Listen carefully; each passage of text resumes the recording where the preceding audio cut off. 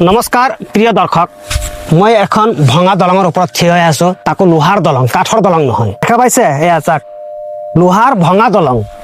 ইমান দিনে আপোনালোক কাঠৰ ভঙা দলং শুনিছে, কিন্তু এবাৰ দেখাম আপোনালোকক লোহাৰ ভঙা দলং ক'ত আছে জনাম। এই ঠাইডোখৰৰ বিষয়ে মই ভালকৈ অৱগত নহয় যদিও এই অঞ্চলৰ বিষয়ে সামূহিকভাৱে মই চিনি পাওঁ। আপুনি যোন বিশ্বনাথবাসী হয় নিশ্চয় চিনি পাব। আৰু মোৰ এই ভিডিঅ'টো যদি আপুনি মূল্যৱান বুলি ভাবে, আপুনি ভিডিঅ'টো শ্বেয়াৰ কৰি আপুনি আপোনাৰ টাইমলাইনত ৰাখি দিব, নহ'লে আগলৈ হেৰাই যাব। আহক এই দলংখন দেখাওঁ। তো বন্ধুসকল, এই চাওক ফুটব্ৰিজ, এই ফুটব্ৰিজৰ অৱস্থা চাওক।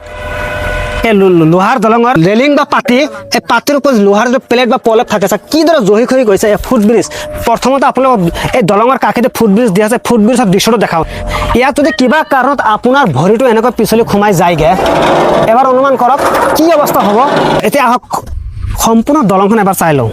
আপুনি যদি এই গাঁৱৰ এইটো মূৰৰ পৰা আহে, দলঙৰ আৰম্ভণিতে কেনেকুৱা দূৰ অৱস্থা চাওক। এয়া দহি খহি যোৱা প্লেটবিলাক দেখিছে নহয়। ইয়াত যদি কিবা কথা আপোনাৰ ভৰি সোমাই যায় কি অৱস্থা হ'ব অনুমান কৰকচোন।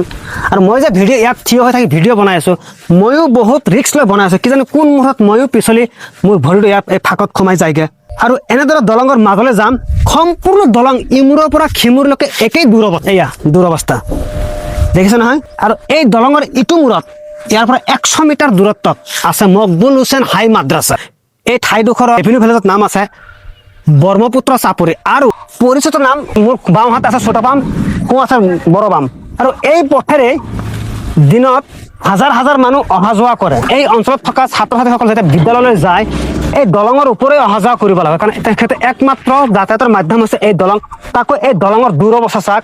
আৰু দলঙৰ সেইটো মূৰত কি অৱস্থা আপোনালোকক দেখাম। কণ ছাত্ৰ ছাত্ৰীসকল বা কলেজৰ ছাত্ৰ ছাত্ৰীসকল যদি এই পথেৰে যায়, কিবা কাৰণত যদি ভৰি পিছল খাই এই গুফাত সোমাই যায়, গুফাই বুলি ক'ব লাগিব। চাওক ইয়াত সোমাই গ'লে এই ভৰিৰ কেনেকুৱা কাটিব এবাৰ নিজে অনুমান কৰক। এই চাওক, এইফালৰ পৰা আহিলে আপুনি এই দলঙৰ আৰম্ভণি কি অৱস্থা চাওক। ইয়াতৰ বেছি ভয়ানক পেলাই কিমান ভয়ানক চাওক। এবাৰ এই দেখিছেনে কিমান ভয়ানক। এই দলঙত যেতিয়া আপুনি এই পথেৰে আহি ইয়াত উঠিব, উঠাৰ লগে লগে কি অৱস্থা হ'ব চাওক। মই কিমান মানে দায়িত্ব ৰিস্ক লৈ এই দলঙৰ ওপৰত খোজকাঢ়িছে এই ফাঁকৰ মাজে চাওক। আৰু এই দেখা পাইছে নহয় মোৰ পিছফালে বিশ্বনাথ পাৱাৰ গ্ৰিড বাগমাৰী, ইয়াৰ পৰা 20 মিটাৰ পাৱাৰ গ্ৰিডৰ বাউণ্ডাৰী। আৰু এই দলঙৰ আজি কিমান বছৰৰ পৰা এনেকুৱা দূৰ অৱস্থা, আৰু দলংখন নিৰ্মাণ কৰা কিমান দিন হ'ল, ইয়াৰ বিষয়ে ইয়াত থকা স্থানীয় যুৱক 2-4জন আছে, তেওঁলোকৰ লগত কথা পাতিম আহক। বন্ধুসকল, ইয়াৰ স্থানীয় যুৱক দুজন, তেওঁলোকৰ লগত এই দলংখনৰ বিষয়ে কথা পাতিম। পোনপ্ৰথমতে আপুনি আপোনাৰ নামটো দৰ্শকক কৈ দিয়ক। মোৰ নাম হৈছে মহম্মদ মুন্না সিকদাৰ। আপোনাৰ ঘৰ? মোৰ ঘৰ ইয়াতে কাষতে। এই দলঙৰ পৰা কিমান দূৰত? 50 মিটাৰমান হ'ব। আচ্ছা, এই দলংটো নিৰ্মাণ কৰা আজি কিমান বছৰ হ'ল? মোটামুটি ঠিকটো ক'ব নোৱাৰোঁ, মোটামুটি 10ৰ পৰা 15 বছৰটো হৈছে। এই দলঙৰ দূৰ অৱস্থা এনেকুৱা কিমান বছৰৰ পৰা? এইটো 5 বছৰ হৈ গ'ল। এই পথেৰেতো সদায় হাজাৰ হাজাৰ মানুহ অহা যোৱা কৰে, 4চকীয়া বাহন, 2চকীয়া বাহন। আৰু ইয়াৰ পৰা যিহেতু এইটো কৃষি প্ৰধান অঞ্চল, ইয়াৰ পৰা যে শস্য সামগ্ৰী উৎপাদিত হয়, ট্ৰেক্টৰ বা গাড়ীত ভৰাইতো বজাৰলৈ লৈ যোৱা হয় বিশ্বনাথ নগৰলৈ, তেতিয়াতো বহুত এটা সমস্যাৰ সৃষ্টি হয়। বহুত সমস্যা হয়।